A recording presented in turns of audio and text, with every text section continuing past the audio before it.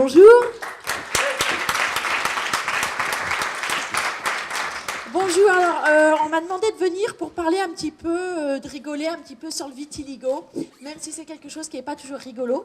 Donc je me présente en 2 minutes, je m'appelle Frédéric Kelvin, Frédéric avec un grand F et Kelvin avec un petit Q. Je pense que Jean-Marie l'avait vu, c'est ce qui lui a plu. Donc moi je suis moitié bretonne, moitié sénégalaise. Une petite métisse, tout à fait. Et donc, par rapport à ma dépigmentation, je trouve, du moins il paraît, que le côté breton ressort plus sur mon visage. Je ne sais pas si vous serez d'accord avec moi. Peut-être que certains d'entre vous se demandent aussi si mes cheveux noirs et blancs, c'est justement pour assortir à ce drapeau breton qui est noir et blanc. Alors non, hein, non, ce n'est pas une mode, c'est une maladie. Et ça s'appelle le vitiligo. Ah, ça fait peur le vitiligo, hein. Et là, je suis contente parce qu'aujourd'hui, je vois que je ne suis pas la seule à être bicolore. Pour une fois, ça fait plaisir. Oui, j'ai remarqué que souvent, les gens ne savaient pas ce que c'était que le vitiligo. Hein, un médecin sur 2 non plus. Hein. Non, ça c'est quelque chose qu'ils ne connaissent pas beaucoup. Donc, alors, je ne sais pas si... Bon, je pense que les médecins qui sont là aujourd'hui le savent. Mais bon, sinon, je fais un petit rappel. Pour faire simple, c'est une dermatosakis due à la disparition des mélanocytes fonctionnels et à une diminution du taux de mélanine dans l'épiderme. Tu veux me répéter, s'il te plaît? Non, en fait, c'est la peau qui se dépigmente par endroits. Vous le savez, ça devient tout blanc. Donc moi, c'est les cheveux, les sourcils, les cils, tout. D'ailleurs, la première fois, mon gynéco a pris peur. Mademoiselle, vous avez un dalmatien dans la culotte?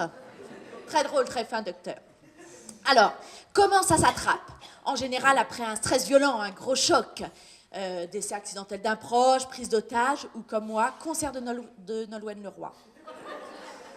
Alors, comment on s'en débarrasse? On s'en débarrasse pas. Non, mais par contre, on peut faire il y a des traitements. Par exemple, moi, on m'a proposé de faire des UV chez le dermato. C'est très simple, c'est des séances de 2 minutes, c'est rapide, sauf quand on vous oublie dans la cabine. Ouais, ça m'est arrivé une fois, je ne sais pas combien de temps je suis restée dedans, mais j'ai eu chaud, très chaud.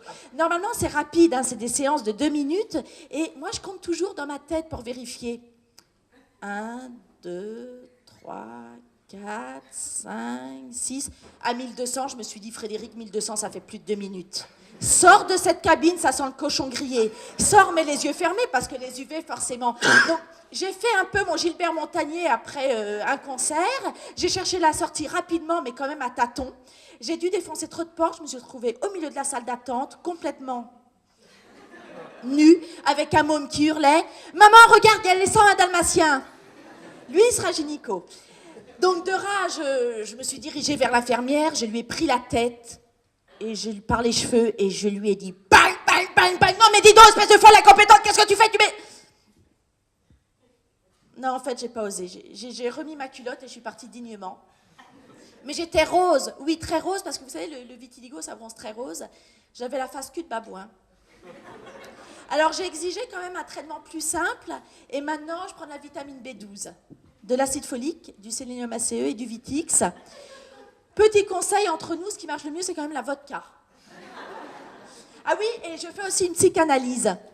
Et mon psy m'a dit que le visage, c'est le reflet de l'âme. Que la vie nous marque, mais que tous ces petits malheurs, il faut les accepter, que c'est ça qui nous rend beaux. Et que ça fera 150 €. Bon, je crois que je vais vous laisser parce qu'il paraît que c'est l'heure de l'apéro. Et puis moi, il y a forcément mon côté breton qui ressort, hein, l'apéro avant tout. Et d'ailleurs, j'ai une anecdote comme ça. Vous savez, en Bretagne, on a tous nos prénoms sur nos bols. Hein, c'est un peu notre carte d'identité.